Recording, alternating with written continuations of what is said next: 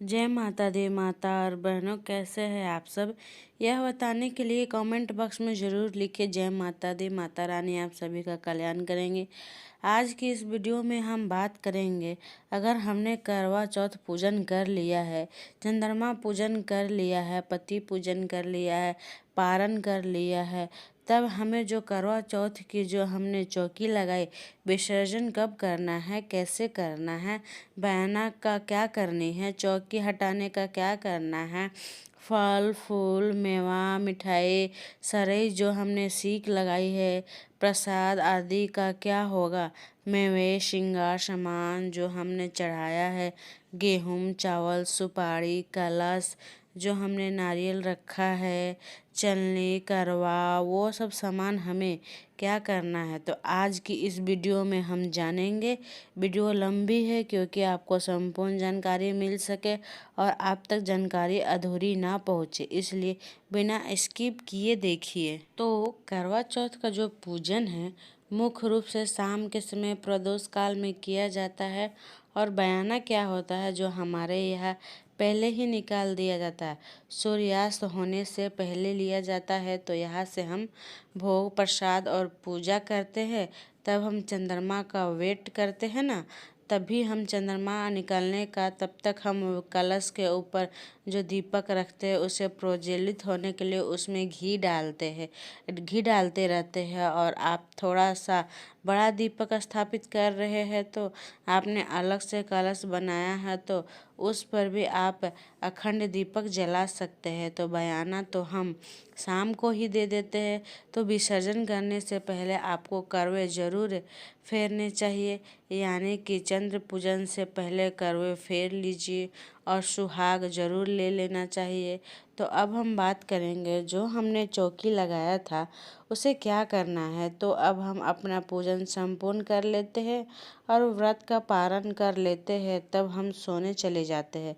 तो आप ऐसे में पूजा स्थल छोड़कर नहीं जाना चाहिए, या तो आप रात्रि जागरण कीजिए, नहीं तो आपकी संपूर्ण पूजा हो जाती है तब आप थोड़े से जल अक्षत पुष्प अर्पित कर लीजिए। उसके बाद आप चौकी को हिला दीजिए। उसके बाद पूजा स्थल को हिलाने के बाद प्रार्थना कीजिए, हे सभी देवी देवता से अपने लोकों में प्रस्थान करें। इस तरह से आप उन्हें विदा कर सकते हैं। चौकी आप सुबह को भी हटा सकते हैं। दूसरी मान्यता यह है कि अगर आप अखंड जोत जला रहे हैं तो पूरी रात के लिए आप अगले दिन ये प्रक्रिया कर सकते हैं, यानी कि आप सभी देवी देवताओं को अगले दिन विसर्जित कर सकते हैं। क्योंकि कहीं पर यह भी मान्यता है कि रात्रि में हम देवी देवताओं को विदा नहीं कर सकते हैं, तो आप सूर्यास्त के बाद विदा नहीं करना चाहिए। कहीं कहीं पर यह मान्यता है तो अगले दिन पूजा करने के बाद अक्षत रोली चंदन पुष्प अर्पित करने के बाद करवा चौथ माता को और गौरी गणेश को विदा करते हैं। यह दो मान्यता है, आप जैसा चाहे आप वैसा कर सकते हैं। तो आप अपने घर में परिवार में किसी बड़े बुजुर्ग से पूछ कर सकते हैं, आप विसर्जन कर सकते हैं। लेकिन आप विसर्जन रात्रि में करिए या सुबह में करिए। चौकी जो आपने स्थापना की थी उसे आप पहले ही थोड़ा हिला लीजिए, तो आप ये विधि कभी भी कर सकते हैं। विसर्जन करने की विधि कभी भी कर सकते हैं अगर आपने पहले चौकी हिला दिया है तो अब जो पूजा की सामग्री है उस चीज़ को क्या करनी है। तो करवे एक जो करवा होता है वो तो जल का होता है जिसे चंद्रमा को अर्घ देते हैं। उसके बाद हमने जो खंड करवा लेते हैं उसे एक बयाना के साथ दे दिया जाता है। एक जो हो तो उसे सुहाग देत्रियों को दे दिया जाता है। और जिस करवे में आपने अनाज भरा है उसे भी दान दिया जाता है। धातु का करवा तो हम रीयूज कर लेते हैं, परंतु जो मिट्टी का करवे होता है ना उसका हम क्या करें। 1 साल तक हमें इन्हें संभाल कर रखना चाहिए। 1 साल तक हम इधर उधर बिल्कुल ना फेंकें। आप चाहिए तो इन्हें लाल कपड़े में बांध कर रख सकते हैं। आप चाहे तो किचन या भंडार अनाज भंडार घर में अनाज भंडार में अनाज भर के रख सकती है। ऐसा करने से बहुत शुभ होता है, 1 साल तक इन्हें संभाल कर रख लीजिए।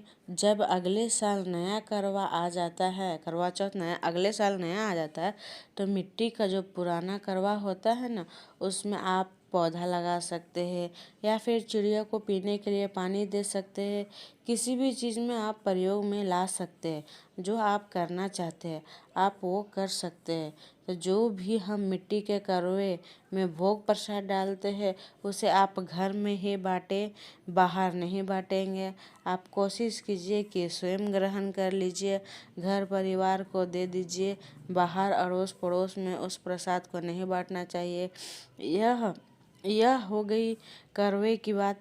तो आप जो बात करेंगे वो ढक्कन के ऊपर जो सरई रखते हैं ना, उस भोग को क्या करेंगे, उसे सरई के सीख को क्या करेंगे। हमारे यहाँ तो सरई के जो सीख होता है, उसे उठाकर रख लिया जाता है और गोवर्धन में इसी सिक्कों का उपयोग किया जाता है और यह बहुत ही शुभ रहती है। तो गोवर्धन में इन्हीं का प्रयोग किया जाता है और गोवर्धन पूजा के बाद जो बच जाती है, उसे छोटे छोटे टुकड़ों में करके गमला में डाल देते हैं, खाद बन जाती है। गांव में तो जहाँ पर गोबर फेंकते हैं ना, वहाँ पे जहाँ गोबर इकट्ठा करते हैं वहाँ पर डाल देते हैं, वो खुद ही खाद बन जाती है। आइए अब हम जानते हैं कि श्रृंगार का सामान को क्या करना चाहिए।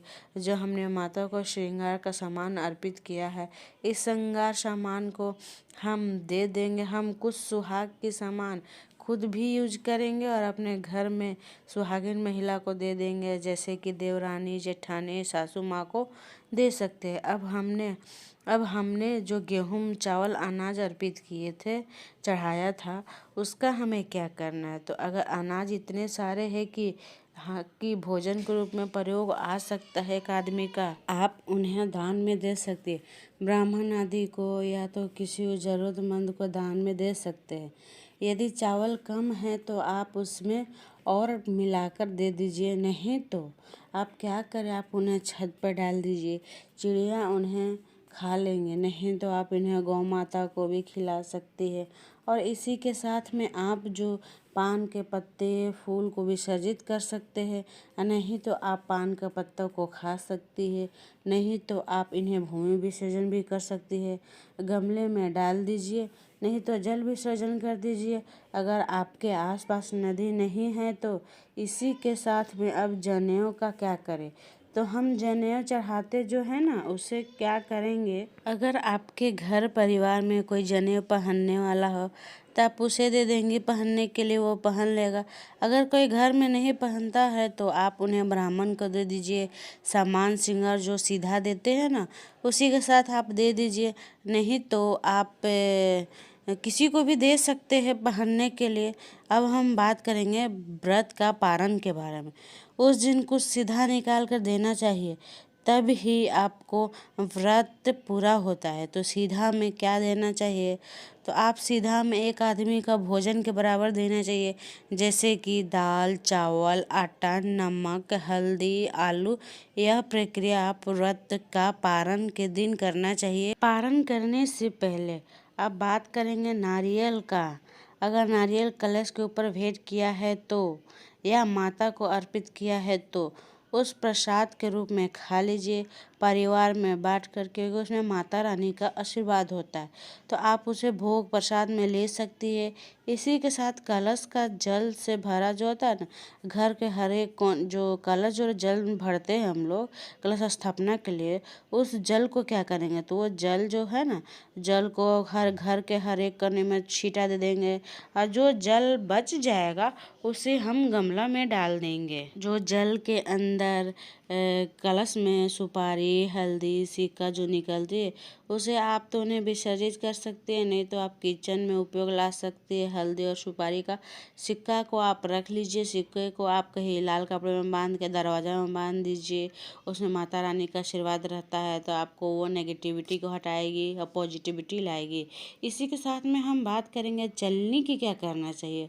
तो चलनी को तो आप दोबारा यूज कर सकती है, सालों साल, हर साल जब करवा चौथ आता है हर बार आप यूज कर सकती है चलनी के। चलनी नया लेने की ज़रूरत नहीं है। अगर मिट्टी का करवा है तो आप हर बार नया लेनी चाहिए, और अगर धातु की है तो आप उसे रीयूज कर सकती है। मिट्टी का दिया है तो आप हर बार नया लीजिए, उसको रीयूज नहीं कर सकती है। चलनी का तो आप बार बार यूज कर सकती है। तो माता और बहनों, ये वीडियो कैसा लगा प्लीज़ लाइक कमेंट शेयर, जितना ज़्यादा से ज़्यादा हो सके शेयर कीजिए। Thanks for watching my video.